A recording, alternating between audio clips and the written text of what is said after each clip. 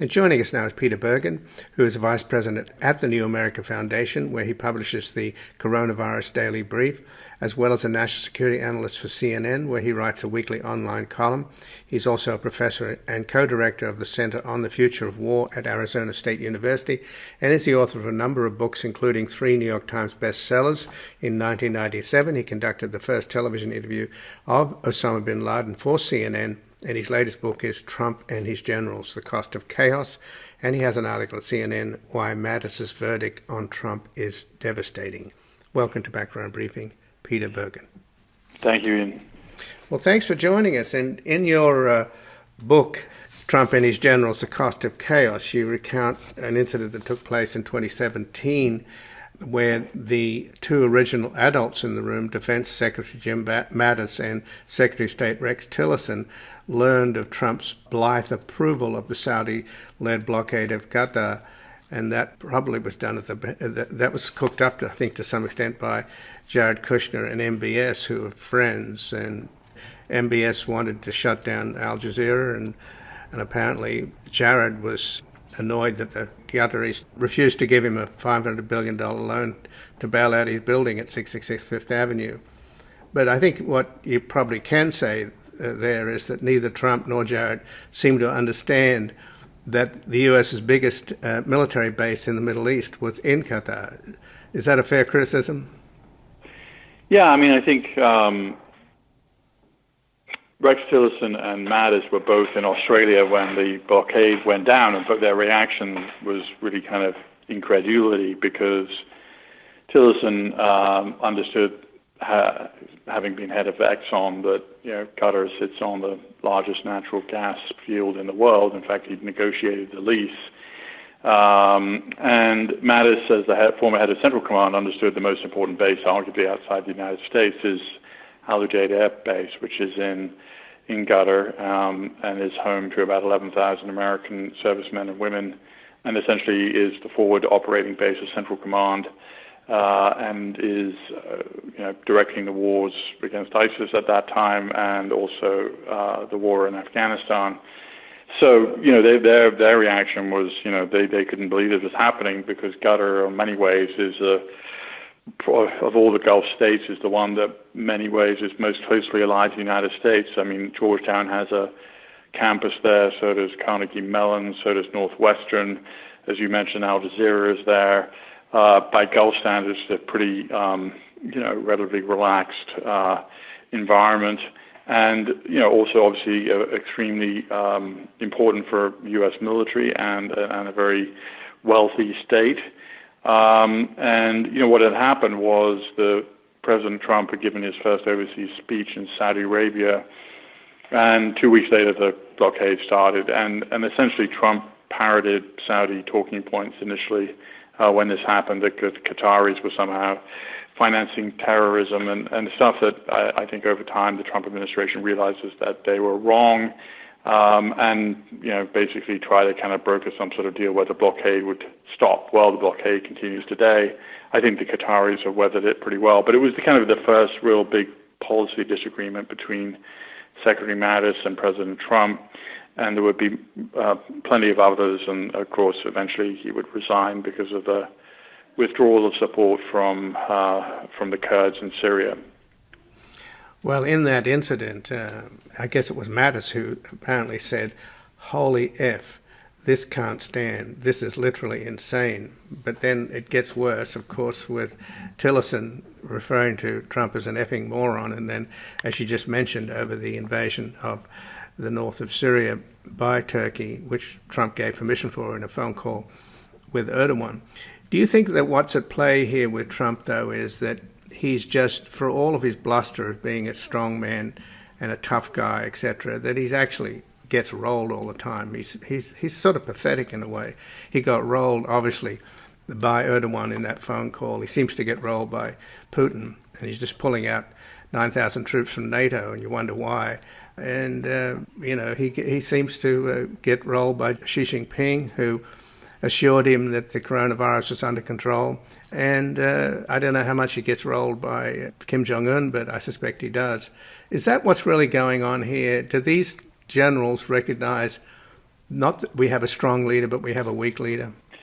Well, I think in the case of Jim Mattis, his statement on Wednesday suggested that not only was, I think it went beyond just Trump is a weak leader. I think it suggested that he was a kind of threat to the republic. As you know, Jim Mattis had a autobiography out in September of 2019 called Sign Chaos, and he did literally dozens of interviews with all sorts of interviewers who kind of pressed him on his real views about President Trump, and he basically ducked those questions and said in the book that I don't write about sitting presidents. And as I said in the piece that I wrote for CNN.com, I attended a book party in Washington, D.C. for Jim Mattis and his book. And Mary Louise Kelly, the co-anchor of NPR's program, All Things Considered, asked him a very direct question, which is there a circumstance where you really felt the country was imperiled where you'd speak out? And Mattis at the time said, there's no way I would do that. Well, obviously he's changed his mind, and I'm sure it's been, kind of been brewing for a while. And the incident on Monday when President Trump kind of, presided over peaceful protesters being violently dispersed in service of a photo op outside St. John's Church, I think obviously was a kind of inflection point. And, he wrote this very unambiguous letter, but, the dam is really broken because you've now got Martin Dempsey, the former chairman of the Joint Chiefs, making similar kinds of statements publicly on NPR. He's said absolutely nothing since he's retired. You've had Admiral Mullen making similar kinds of statements in the Atlantic. He has said very, very little since he's retired as the former as the chairman of the Joint Chiefs. You have, I noticed, General Brooks, who's a four-star general who was in charge of U.S. troops in Korea, issuing a pretty strong statement. And I think what you could see is a block of these four quite impressive four stars who are retired, doing more than issuing statements potentially, which would obviously, there's a double-edged sword there. There's a norm in American politics that the military doesn't get involved in contemporaneous political matters, but since so many other norms have been busted, I'm sure they feel that norm doesn't really apply in this circumstance. And of course, you can add to that list the four-star Marine General John Allen and General Stanley McChrystal, who said that Trump is both immoral and dishonest, and Admiral McRaven, who led the raid that killed Osama bin Laden, and now, of course, former Secretary of Defense William Cohen on Friday spoke out as well, saying... And also General John Kelly backing up his good friend General Jim Mattis. So yeah, what's striking is the absence of anybody who's of standing up for the president here. I mean, his own defense secretary is saying that it's not the time to invoke the Insurrection Act, and saying so publicly. So, the dam is breaking. Yeah. Right. The dam is breaking. And again, I'm speaking with Peter Bergen, who is the vice president at the New America Foundation, where he publishes the Coronavirus Daily Brief, as well as a national security analyst for CNN, where he writes a weekly online column. He's also a professor and coordinator of the Center for the Future of War at Arizona State University, and is the author of a number of books, including 3 New York Times bestsellers. In 1997, he conducted the first television interview of Osama bin Laden for CNN, and his latest book is Trump and His Generals, The Cost of Chaos. And he has an article at CNN, Why Mattis's Verdict on Trump is Devastating. And I just mentioned William Cohen, a Republican senator from Maine, who was the Secretary of Defense under President Obama. He said that a professor once told him that liberty without order is a mess, but order without liberty is a menace. What I see taking place is the White House engaging in very menacing activity and leading us down the trail towards a dictatorship where it is only the law of rule, not the rule of law. So that's pretty strong stuff. There was a whiff of sort of Mussolini in the striding across the square in that photo op that seemed to blow up, although it apparently was organized or suggested by Ivanka Trump. But you've got an alternative to the military as much as they're, in fact, General Milley, who got criticized for wearing his uniform when he joined Trump in that march across the square that had been cleared of peaceful demonstrators by tear gas and rubber bullets, he put out a missive a memo to the entire U.S. military, did he not, General Milley? He seems to have also had a kind of come-to-Jesus moment. Yeah, well, all the service chiefs kind of came out with letters to their forces, essentially saying, we defend the Constitution, and I think General Milley came in for a little bit of unfair criticism for wearing his uniform in that circumstance. That's the uniform he typically wears when he's at the Pentagon. But yes, I mean, clearly, all the service chiefs are concerned. Why is the U.S. military so highly regarded by the American public in poll after poll? Part of it is because it does try and stay above politics and won't be used for political purposes. And if it's seen to be a tool of the president, you're in a very different kind of environment. Well, when you mentioned that John Kelly, the former Marine General and Chief of Staff in the Trump White House, he clarified that the president did not fire General Mattis as Secretary of Defense, as Trump claimed in one of his tweets. But I thought what he said in his interview the other day was really important, and something that I've always thought was really at the heart of the matter, Peter Bergen, and that is, if you could get a camera inside the Oval Office and actually see how this president conducts himself, how out of his depth he is, how ignorant he is of so many basic things, how mercurial he is, how impatient he is, that is pretty much what Kelly's hinting at. He's saying, I think we need to look harder at who we elect. I think we should look at people that are running for office and put them through a filter. What is their character like? What are their ethics? So in talking about a dam breaking, do you think that there's a possible dam breaking here, that those who have witnessed Trump up close and personal, like Kelly and Mattis and McMaster and Gary Cohn and others who've quit, do you think they're going to start coming public and basically describing what it's like to have a country led by somebody who really doesn't know what they're doing? I just don't know. But I mean, clearly, I agree with you. I thought Kelly's observations were pretty interesting. I mean, it's not an easy place to be, having worked, for this guy, to sort of turn around and say he's, ill-equipped for the job. But clearly, Mattis has said that in his statement in one form or another. H.R. McMaster has said nothing. He has a book coming out at some point. I'm sure he's going to be asked a lot of direct questions about this when that book comes out. John Kelly is, I think he's made a number of critical statements. I mean, I think the bigger question is, would these guys sort of organize as a bloc? Would they actually go out and campaign against Trump? Would they do more than just issue statements? And we'll see. Go ahead. I was going to say that Mattis saying that we haven't had mature leadership for the last 3 years is polite but pretty stinging. Yeah, and he observed 2 years of it, at pretty close quarters. So, we'll see how this all. They are in a sort of.